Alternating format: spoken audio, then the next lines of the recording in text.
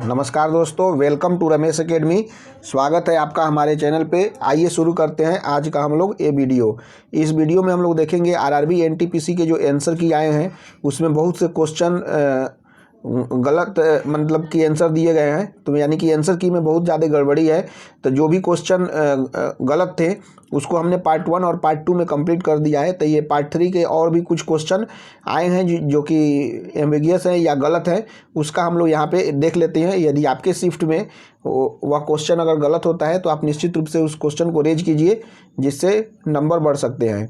तो आइए शुरू करते हैं। फर्स्ट क्वेश्चन जो कि गलत है, आप इसे देखिए और आप अपने दोस्तों के साथ भी इसे शेयर करने का कोशिश कीजिए। यदि कोई भी क्वेश्चन इस तरह का गलत होता है तो आप हमारे व्हाट्सअप नंबर 9398726161 पे भी सेंड कर सकते हैं। तो आइए शुरू करते हैं।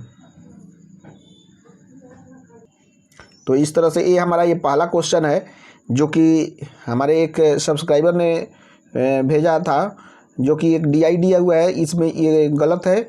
इसे आप चाहें तो आप रेज कर सकते हैं, क्योंकि आप अपने शिफ्ट में देख लीजिएगा कि कौन सा शिफ्ट का ये क्वेश्चन है। यदि आपके शिफ्ट में ये वाला क्वेश्चन है तो निश्चित रूप से इस पे रेज कीजिए। क्वेश्चन दिया हुआ था जैसे कि 2018 में जिम ए में शामिल होने वाले लोगों की संख्या, यानी कि 2008 में ए में शामिल होने वाले लोगों की संख्या कितना है, तो 278 है। संख्या 2018 में जिम डी में शामिल होने वाले लोगों की संख्या से कितने प्रतिशत अधिक है, तो डी का कितना है 2093। आज देखिए यहाँ पे क्या है, ए में 278 है। क्वेश्चन पूछा है कितना प्रतिशत अधिक है, जबकि पूछना चाहिए कितना प्रतिशत कम है। तो इसी तरह से ये क्वेश्चन जो है क्वेश्चन ही गलत है। तो इस तरह से यदि आप रेज करते हैं तो ये क्वेश्चन जो है हट जाएगा, तो और आपका नंबर जो है वह सभी में इक्वली डिस्ट्रीब्यूटेड हो जाएगा। तो इसलिए इस क्वेश्चन को निश्चित रूप से रेज कीजिए। यदि कम होता तो इसका आंसर जो होना चाहिए ये होना चाहिए। 2018 में जिम ए में जो है वह 278 थे, 2018 में जिम डी में 293 था। तो पूछा था कि ए डी से कितना प्रतिशत कम है, तो डी से पूछा है तो डी के रिस्पेक्ट में हम लोग 293 माइनस 278 डिवाइडेड बाई 293 इंटू 100 करेंगे। तो इसका आंसर जो आना चाहिए 5.11% आना चाहिए। लेकिन ना ही यहाँ पे 5.11% दिया हुआ है और क्वेश्चन ही गलत है, क्योंकि जब ए का जो है 278 है और डी का 293 है तो ए तो डी से कम ही होगा। इसलिए ये क्वेश्चन रॉन्ग है। आप इसे रेज कर सकते हैं। आप अपने क्वेश्चन में यदि आपके शिफ्ट में ये क्वेश्चन आया है तो आप उसे रेज कीजिए। अब नेक्स्ट क्वेश्चन देख लेते हैं। नेक्स्ट क्वेश्चन यहाँ पे जो दिया हुआ है, मात्रा के संदर्भ में विश्व की सबसे बड़ी मीठे जल की झील कौन सी है, तो यहाँ पे बैकाल झील आरआरबी एनटीपीसी के द्वारा दिया गया है, लेकिन इसका आंसर होना चाहिए सुपीरियर झील। तो यदि आपके शिफ्ट में ये क्वेश्चन आया है तो निश्चित रूप से आप इसे रेज कीजिए, आपका सही हो जाएगा। उसके बाद में अब नेक्स्ट क्वेश्चन देख लेते हैं। नेक्स्ट क्वेश्चन यहाँ पे दिया हुआ है, जैसे प्रश्न दिया हुआ है और इसका कथन है, आपको बताना है। मतलब ये डाटा सफिशिएंसी टाइप से क्वेश्चन हो गया। प्रश्न है, इक्ष्वाकु का जन्म किस तिथि को हुआ था, तो इसमें 1 और 2 दिया हुआ है। दोनों में से कौन सा कथन पर्याप्त है इसका आंसर देने के लिए, तो पहला ऑप्शन है, इक्ष्वाकु का जन्मदिन देश के गणतंत्र दिवस पर होता है। देश के गणतंत्र दिवस का मतलब भारत के गणतंत्र दिवस। तो भारत का गणतंत्र दिवस कब होता है, तो 26 जनवरी को होता है। तो इससे तो एकदम पता चल ही रहा है कि इक्ष्वाकु का जन्मदिन जो है 26 जनवरी को है। देश का राष्ट्रीय ध्वज तिरंगा झंडा है, जिसके केंद्र में अशोक चक्र है। तो इससे कुछ भी नहीं पता चलता है कि इक्ष्वाकु का जन्मदिन कब होता है। तो इस तरह से केवल कथन 1 से ही इसका हम लोग आंसर दे सकते हैं। तो यहाँ पे इसका ऑप्शन हो जाएगा कथन 1 पर्याप्त है, परंतु कथन 2 पर्याप्त नहीं है, यानी कि विकल्प नंबर 3 यह सही होना चाहिए। जबकि यहाँ पे आंसर जो है 1 दिया हुआ है। निश्चित रूप से आरआरबी एनटीपीसी यह क्वेश्चन रॉन्ग किया हुआ है, तो आप इसे रेज कर सकते हैं। रेज कर दीजिए, निश्चित रूप से ये आपका नंबर मिल जाएगा। अब नेक्स्ट क्वेश्चन देख लेते हैं। यहाँ पे क्वेश्चन जो दिया हुआ है, इस क्वेश्चन में बहुत स्टूडेंट को दिक्कत था। हमारे एक सब्सक्राइबर ने भी इसे भेजा था, तो आप देख लेते हैं कि इसके बारे में। जैसे क्वेश्चन दिया हुआ है, last year there were 3 sections in a competitive exam, यानी कि कोई भी कॉम्पिटेटिव एग्जाम है उसमें 3 सेक्शन है। Out of them 33 students clear the cut off in the sections, यानी कि 33 स्टूडेंट कट ऑफ को क्लियर कर देते हैं। उसके बाद में क्या है कि 34 students clear the cut off in the section B, यानी कि सेक्शन बी में 34 स्टूडेंट कट ऑफ क्लियर करते हैं। उसके बाद में 32 students clear the cut off in section C, यानी कि सी सेक्शन में 32 स्टूडेंट क्लियर करते हैं। 10 students clear the cut off in section A and B. A और बी सेक्शन में 10 स्टूडेंट करते हैं clear, 9 cleared the cut off in section B and C. B और सी सेक्शन में 9 क्लियर करते हैं and 8 clear the cut off in the section A and C. और A और सी में जो है 8 स्टूडेंट क्लियर करते हैं। The number of students who clear only one section was equal and was 21 for each sections. मतलब जो ओनली वन सेक्शन जो होगा, मतलब ए का, बी का, सी का, तो वो 21 करते हैं। तो how many students cleared all the 3 sections. तो कितने सेक्शन में, यानी कि तीनों सेक्शन में, ए बी और सी तीनों में सेक्शन में कितने स्टूडेंट्स क्लियर करेंगे। तो इसका सॉल्यूशन हम लोग देख लेते हैं। बहुत किसी को दिक्कत था इसलिए इसका सॉल्यूशन हमने कर दिया है। ए में है 33, बी में है 34, सी में है 32। ए और बी में 10 था, बी और सी में 9 था, और सी और ए में जो था 8 था। तो ये हम लोग इसका वेन डायग्राम के माध्यम से बना ले रहे हैं। तो ए का 33 यहाँ पे लिख दिए, बी का 34 लिख दिए, सी का 32 लिख दिए। ए और बी का जैसे कि हमने यहाँ पे बनाया है, ए और बी का हो जाएगा आपका 10, बी और सी का जो हो जाएगा वह कितना हो जाएगा, 9 हो जाएगा, और सी और ए का 8 हो जाएगा। हाँ, और हमको निकालना क्या है, ए बी और सी का निकालना है कि कितना होगा। तो यहाँ पे देखिए ओनली ए का कितना हो जाएगा, यानी कि 33 तो टोटल है, और ए और बी मिल के कितना है, तो 10 प्लस ए और सी, ए वाला पार्ट और ए वाला पार्ट, ए वाला पार्ट और ए वाला पार्ट को हम लोग जोड़ेंगे तो यानी कि 10 प्लस 8 है, यानी कि 33 माइनस 18 इक्वल टू 15 हो जाएगा। उसी तरह से ओनली बी निकालेंगे तो बी का कितना है 34 माइनस, बी का 34 है तो यहाँ से 9 निकालेंगे, 10 निकालेंगे, यानी कि 10 प्लस 9, 34 माइनस 9 इक्वल टू 15। उसी तरह से ओनली सी का निकालेंगे, यानी कि सी का कितना है 32 माइनस 9 प्लस 8 इक्वल टू हो जाएगा 32 माइनस 17 इक्वल टू 15 हो जाएगा। इस तरह से ओनली ए, ओनली बी, ओनली सी का 15 आ जा रहा है। तो इस तरह से हम लोग देख लेते हैं कि 15 आने के बाद में, और 22 जो दिया हुआ है ओनली का, तो ओनली 3 सेक्शंस का कितना हो जाएगा, 22 माइनस 15 इक्वल टू 6। इसका सही आंसर जो हो जाएगा वह कितना हो जाएगा, तो 6 इसका सही आंसर हो जाएगा। और 6 ही ऑप्शन में दिया हुआ है और 6 ही सही है। बहुत लोगों को डाउट हो रहा था इसमें, तो इसलिए, लेकिन इसका आंसर जो सही है इसमें कोई भी रेज नहीं करेगा, ज़्यादा अच्छा रहेगा। उसके बाद में नेक्स्ट क्वेश्चन देख लेते हैं। नेक्स्ट क्वेश्चन है आपका, ये ऑप्शन को चूज करना है। स्टेटमेंट और कंक्लूजन दिया हुआ है। स्टेटमेंट क्या है कि M S Dhoni is a popular cricketer. दूसरा स्टेटमेंट है all cricketers are fit and healthy. और तीसरा ऑप्शन है आपका M S Dhoni earns a handsome amount every year through advertisements of various products. इस पे भी बहुत लोगों का डाउट था, इसीलिए हमको ये क्वेश्चन लेना पड़ा। पहला कंक्लूजन क्या है, ऑल पॉपुलर क्रिकेटर्स अर्न ए हैंडसम अमाउंट थ्रू एडवर्टीजमेंट। ये कोई ज़रूरी नहीं है, इसलिए ये ऑप्शन फॉलो नहीं करेगा। M S Dhoni is a fit and healthy, निश्चित रूप से स्टेटमेंट के अनुसार फिट एंड हेल्दी होगा, क्योंकि एम एस धोनी जो है वो क्रिकेटर है, और क्रिकेटर जो होते हैं यहाँ पे लिखा हुआ है कि फिट और हेल्दी होते हैं, तो एम एस धोनी निश्चित रूप से फिट एंड हेल्दी ही होंगे, तो इसलिए बी विकल्प सही है। सी विकल्प क्या है, M S Dhoni being famous advertises only famous product. ये कोई ज़रूरी नहीं है, वो प्रोडक्ट करते हैं लेकिन फेमस प्रोडक्ट करते हैं, ये कोई ज़रूरी नहीं है, इस स्टेटमेंट में कहीं भी नहीं लिखा हुआ है, इसलिए केवल बी सही होगा। और इसका option only conclusion B follow, विकल्प नंबर 4 इसका सही है। तो इसका भी आप रेज मत कीजिएगा, लेकिन हालांकि बहुत से स्टूडेंट का इसमें डाउट था, इसलिए इसको मैंने एक्सप्लेन कर दिया। नेक्स्ट क्वेश्चन देख लेते हैं। नेक्स्ट क्वेश्चन जो दिया हुआ है, एक तरह से ये पारा जंबल की तरह है, आपका रीजनिंग में पूछा होगा, तो निश्चित रूप से आप देख लेते हैं, ये पारा जंबल की तरह है। आप देखिए इसका क्या होगा। सबसे पहला ऑप्शन S1 और S6 दे दिया था और इसको अरेंज करना था। सबसे पहला स्टेटमेंट क्या है, Shruti has been trying to lose weight. Shruti जो है वह अपना लूज वेट करना चाह रही है। उसके बाद में क्या होगा, तो उसके बाद में दो विकल्प होगा। The trainer has suggested her to start with regular exercising in the morning. देखिए यहाँ पे रेगुलर एक्सरसाइजिंग यहाँ पे है और रेगुलर एक्सरसाइजिंग यहाँ से शुरू हो रहा है, तो ये निश्चित रूप से 2 के बाद में 1 आएगा। यहाँ से मिल गया 2 और 1 एक साथ होंगे। उसके बाद में है she has not yet started her exercising session, और she says that because of light late night offs it is difficult for her to get up early in the morning. तो एक्सरसाइज यानी कि यहाँ पे रेगुलर एक्सरसाइज हो जाएगा, और regular exercise की यहाँ पे रेगुलर एक्सरसाइज के बारे में बात हो रहा है, और यहाँ पे जो है अभी तक वो एक्सरसाइज शुरू नहीं की है। तो 2 1 के बाद में 3 होगा, 3 के बाद में 4 हो जाएगा। इस तरह से आप देख लीजिए 2 1 3 4 आपका सही आंसर हो जाएगा। उसके बाद में नेक्स्ट क्वेश्चन देख लेते हैं। नेक्स्ट क्वेश्चन यहाँ पे दिया हुआ है, निश्चित कूट में हनी को 8 12 13 5 2 से लिखा जाता है, पैच को PATCH को उसी भाषा में क्या लिखा जाएगा। तो यहाँ पे विकल्प नंबर 2 तो दिया हुआ है, लेकिन ये यहाँ पे अगर C के जगह पर E अगर रहता, देख लेते हैं इसका एक्सप्लेनेशन। हालांकि ये एम्बिगियस है, हालांकि बेस्ट ऑप्शन तो 2 ही होना चाहिए, लेकिन इसको आप रेज कर सकते हैं। जैसे कि यहाँ पे दिया हुआ है हनी, H का कितना होता है 8 होता है, O का 15 होता है, N का 14, E का 5 और Y का 25 होता है।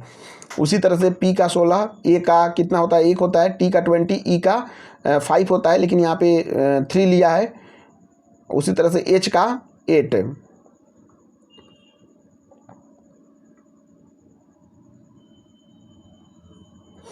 तो यहाँ पे क्या होगा, यहाँ पे 8 का 8, यानी कि H का जो है चेंज नहीं हो रहा है।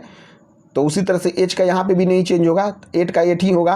E का भी नहीं चेंज हो रहा है, लेकिन 5 लिखा हुआ है यहाँ पे, 3 के जगह पर 5 होना चाहिए। ठीक है। उसके बाद में O का क्या है 15 + 12 27 हो जा रहा है, N का 14 + 13 = 27 हो जा रहा है। ठीक है। तो यहाँ पे भी उसी तरह से 16 + 11 P का कितना हो जाएगा 27 हो जाएगा। तो 1 है, 1 का तो 1 ही रह जाएगा, 20 + 7 = 27 हो जाएगा। यहाँ पे जो है 3 के जगह पे 5 होना चाहिए, इसीलिए 3 की जगह पे यहाँ पे 5 होना चाहिए, यहाँ पे 5 नहीं है। तो इसलिए इस क्वेश्चन को आप रेज कर सकते हैं। तो निश्चित रूप से यदि आप रेज कीजिएगा तो ये क्वेश्चन जो है वह हट जाएगा और इसका मार्क्स जो है सभी में डिस्ट्रीब्यूट हो जाएगा। तो इस क्वेश्चन को आप रेज कर सकते हैं, मैं आपके ऊपर छोड़ता हूँ। उसके बाद में नेक्स्ट क्वेश्चन देख लेते हैं। क्वेश्चन कथन और निष्कर्ष दिया हुआ है। क्वेश्चन है आपका, क्वेश्चन है कथन में दिया हुआ है, शिक्षक केवल लंबे लोगों से दोस्ती करते हैं। और दूसरा है स्टेटमेंट, टंडन जो है बहुत लंबा है। तो इसका निष्कर्ष क्या है, टंडन एक शिक्षक का दोस्त है, दोस्त है। तो कोई ज़रूरी नहीं है शिक्षक का दोस्त है तो लंबा भी हो सकता है, लंबा शिक्षक भी हो सकता है। लंबा जो होगा वह शिक्षक को पसंद भी हो सकता है। तो यह गलत भी हो सकता है, सही भी हो सकता है, यानी कि ये राइट भी हो सकता है और रॉन्ग भी हो सकता है, दोनों में से कुछ भी हो सकता है। फिर उसके बाद मतलब कि कुछ भी मतलब कि श्योर नहीं है। टंडन एक शिक्षक का दोस्त नहीं है, टंडन एक शिक्षक का दोस्त हो भी सकता है और नहीं भी हो सकता है। तो ये भी राइट और रॉन्ग है, तो कुछ कहा नहीं जा सकता है, यानी कि ये भी राइट है या रॉन्ग है। तो इस कंडीशन में हम लोग क्या लिखेंगे, या तो निष्कर्ष 1 सही हो सकता है या 2 पालन करता है। तो इसका विकल्प 4 एकदम सही है। बहुत किसी को डाउट था, लेकिन ये बिल्कुल सही आंसर है, आप इस पर रेज मत कीजिएगा। उसके बाद में एक क्वेश्चन ब्लड रिलेशन का है। एक्स ने वाई से कहा, मैं न तो तुम्हारा बेटा हूँ न ही तुम्हारा पिता हूँ, मैं तुम्हारी पत्नी का भाई भी नहीं हूँ, लेकिन मैं उसका संबंधी हूँ। मैं तुम्हारी पत्नी के पिता का पोता हूँ। एक्स का वाई से क्या संबंध है, इसमें बहुत किसी को डाउट था। तो सबसे पहले देख लेते हैं हम लोग एक्स ने वाई से क्या कहा, इसका आंसर देख लेते हैं। आप इसका आंसर देख लीजिएगा, यहाँ पे आंसर दिया हुआ है। एक्स ने वाई से जैसे कहा है, तो एक्स ने वाई से कहा कि वाई का जो पिता है तो उसका जो बेटा जो है ना, तो एक्स का वाई से क्या संबंध है। तो एक्स जो है उसकी पत्नी के भाई का बेटा है, इस स्टेटमेंट से आप देख सकते हैं। तो इस तरह से जो ऑप्शन जो दिया हुआ था विकल्प नंबर 2 वह सही है। आप इस पर रेज मत कीजिएगा, नहीं तो ये गलत हो जाए। उसके बाद में नेक्स्ट क्वेश्चन देख लेते हैं। नेक्स्ट क्वेश्चन यहाँ पे दिया हुआ है कि डी और आर का संबंध क्या है एफ और ए से। तो प्रश्नवाचक चिन्ह की जगह पर क्या होगा, यहाँ पे डी का वैल्यू कितना होता है 4 होता है, आर का वैल्यू कितना होता है 18 होता है। तो 18 + 4 = कितना हो जाएगा 22 हो जाएगा। उसी तरह से एफ का वैल्यू कितना होता है, ई के बाद में एफ आता है, एफ का वैल्यू हो जाएगा आपका 6, ए का वैल्यू कितना हो जाएगा 1, 6 1 7 प्लस यहाँ पे ओ का वैल्यू हो जाएगा 15। तो 15 7 22, ये भी सही हो जाएगा। लेकिन 22 22 तो आ रहा है, लेकिन और एक और ऑप्शन हो सकता है, यानी कि 4 और 8 को करते हैं तो 18 चौका 72 हो जाएगा। 4 × 18 = कितना हो जाएगा 72 हो जाएगा। एफ का 6 है, ए का 1 हो जाएगा, 6 × 1 × 12 12 अगर लिखते हैं तब भी सही हो जाएगा, L इक्वल टू 12। तो इस आधार पर यदि कोई व्यक्ति यदि 2 भी लिखे होंगे, L भी लिखे होंगे, तो आप इस क्वेश्चन को जरूर रेज कीजिए, आपका नंबर जरूर मिल जाएगा, या क्वेश्चन को एम्बिगियस होने के कारण इसको हटा दिया जाएगा। नेक्स्ट क्वेश्चन देख लेते हैं। यहाँ पे क्वेश्चन दिया हुआ है कि विशिष्ट कूट भाषा में इसको ऐसे लिखा जाता है, तो इसको कैसे लिखा जाएगा। तो यहाँ पे MON 1 2 3 मान लेते हैं, तो यहाँ पे 3 2 1 हो गया है, यानी कि NMO हो गया है। इसका हम लोग एक्सप्लेनेशन देख लेते हैं। इसका एक्सप्लेनेशन यहाँ पे है। जैसे देखिए MON है 1 2 3 मानते हैं, तो 3 1 2 यानी कि NMO हो गया।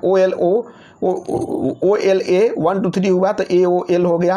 TER 1 2 3 है तो RTE हो गया। ALS 1 2 3 है तो SAL हो गया। उसी तरह से ABC SEA DAB RAS दिया हुआ था, तो 1 2 3 है तो 3 1 2 हो जाएगा, यानी कि RAB। ACA है तो 1 2 3 तो 3 1 2 AAC हो जाएगा। DAB 1 2 3 है तो 3 1 2 यानी कि BAD हो जाए BDA हो जाएगा। RAS 1 2 3 तो 3 1 2 में SRA हो जाएगा। तो विकल्प नंबर 4 यह बिल्कुल सही है। विकल्प नंबर 4 आप जो है इसका रेज मत कीजिएगा, क्योंकि ये बहुत लड़कों का डाउट था, इसलिए मुझे ये करना पड़ा। उसके बाद में ये क्वेश्चन है। ये क्वेश्चन बहुत ही मतलब टिपिकल टाइप से था, जो कि स्टूडेंट को दिक्कत भी है। हमारे एक सब्सक्राइबर हैं, उन्होंने भेजा था, तो आप देख लीजिए। इसमें क्वेश्चन दिया हुआ है। सबसे पहले जो है इसको हम लोग एक्सप्लेन कर लेते हैं। हाँ, जैसे कि यहाँ पे दिया हुआ है एस को जो है वह डॉलर अंडरस्कोर से किया हुआ है, 2 अंडरस्कोर को हैश से किया हुआ है, और एस अंडरस्कोर पूछा हुआ है। तो देखिए एस का जो वैल्यू है वह तो डबल अंडरस्कोर है और एक अंडरस्कोर दिया ही है। तो ये और देखिए 2 अंडरस्कोर का वैल्यू कितना है आपका,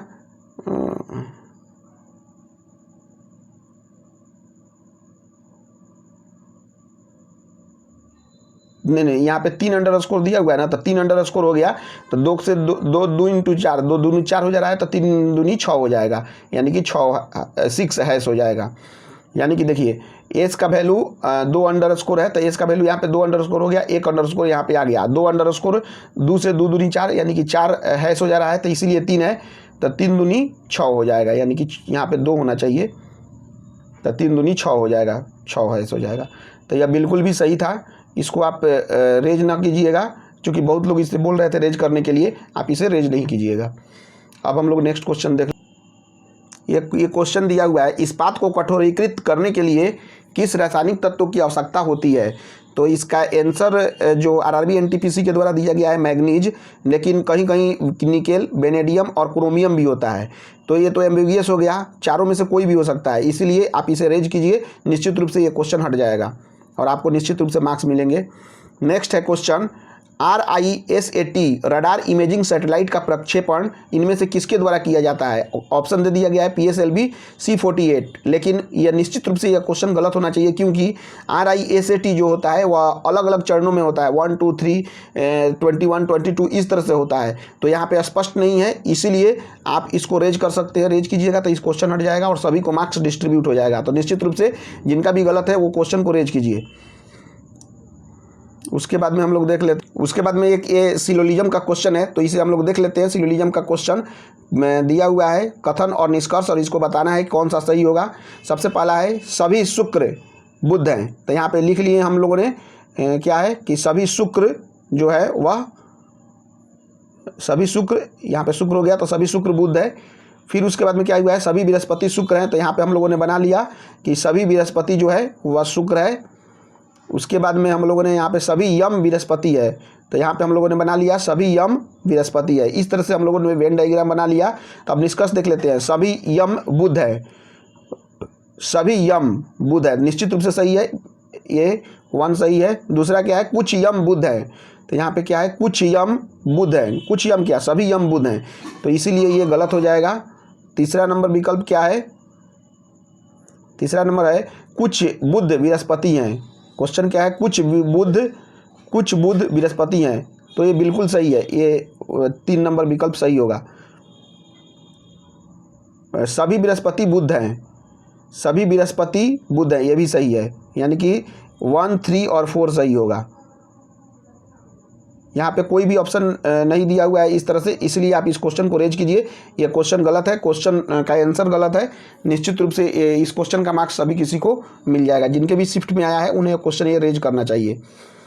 उसके बाद में ये दिया हुआ है pointing to a boy, blood relation का क्वेश्चन है। Suresh said his mother's brother is the only son of my mother's father's, how boy's mother related to Suresh. सबसे पहले इस क्वेश्चन को सोल्व करते हैं कहाँ से, तो सुरेश ने कहा है माई से सोल्व करते हैं, माई मदर से फादर, यानी कि देखिए सुरेश की मदर ये हो गए और इनके फादर जो हो गए यहाँ पे आ जाएंगे, ठीक है। उसके बाद में क्या दिया हुआ है, सन ऑफ माई फादर्स, यानी कि सन of my father's, sun of my father's तो यहाँ पे रहेंगे इनके सन ऑफ माई फादर्स, ठीक है। तो इनका इनसे शादी होगा, निश्चित रूप से मदर जो है इनकी मदर्स है तो इनके ये पिताजी हो जाएंगे। उसके बाद में देखिए क्या दिया हुआ है, his brothers is the only son, his brothers यानी कि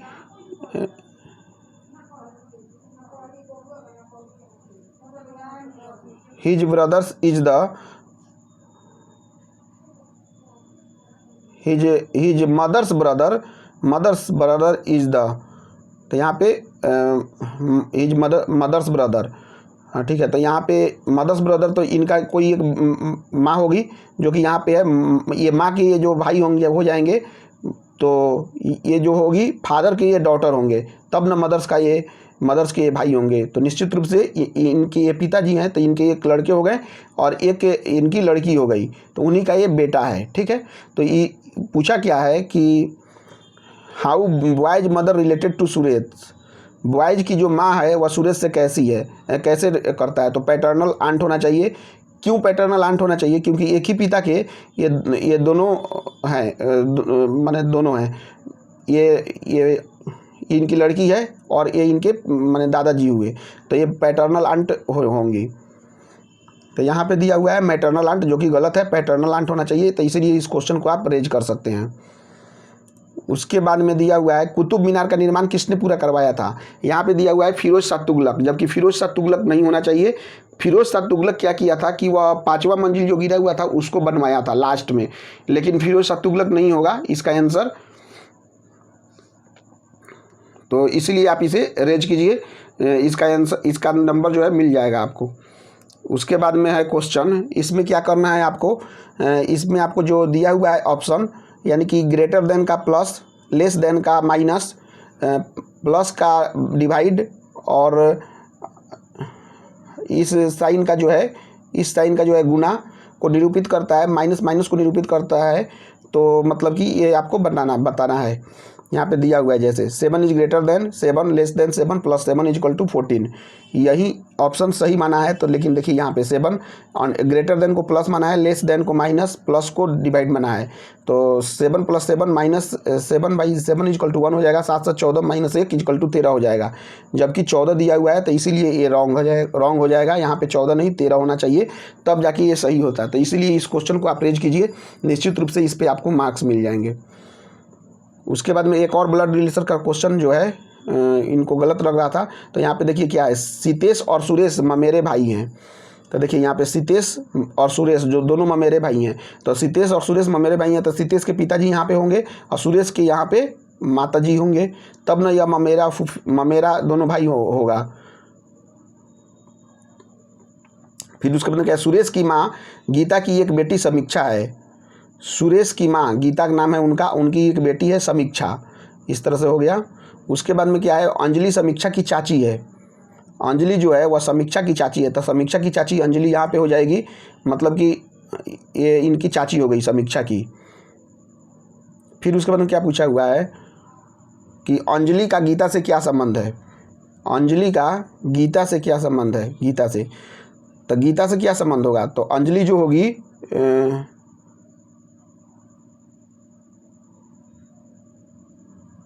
दोनों जो है वह एक तरह से देवरानी जेठानी होंगी, मतलब कि इनके पति के भाई की पत्नी होगी वह। लेकिन क्वेश्चन क्या दिया है, पति की बहन तो कभी नहीं हो सकता है, तो इसीलिए ये क्वेश्चन आप एम्बिगियस है, तो इसे आप रेज कर सकते हैं, निश्चित रूप से आपको मार्क्स इस पे मिलेगा। उसके बाद में इस तरह से हम लोगों ने ये सारे क्वेश्चन को देख लिया है। तो आप अपने दोस्तों के साथ इसे शेयर कीजिए। यदि हमारे चैनल को अभी तक आपने सब्सक्राइब नहीं किया है तो सब्सक्राइब कर लीजिए और सभी के साथ शेयर कीजिए। और आप बताइए कि यहाँ पे रेलवे से जितनी भी जुड़े आपको इन्फॉर्मेशन होंगे वहाँ पे मिलेंगे। आप अपने दोस्तों के साथ शेयर और सब्सक्राइब कीजिए। Thank you very much.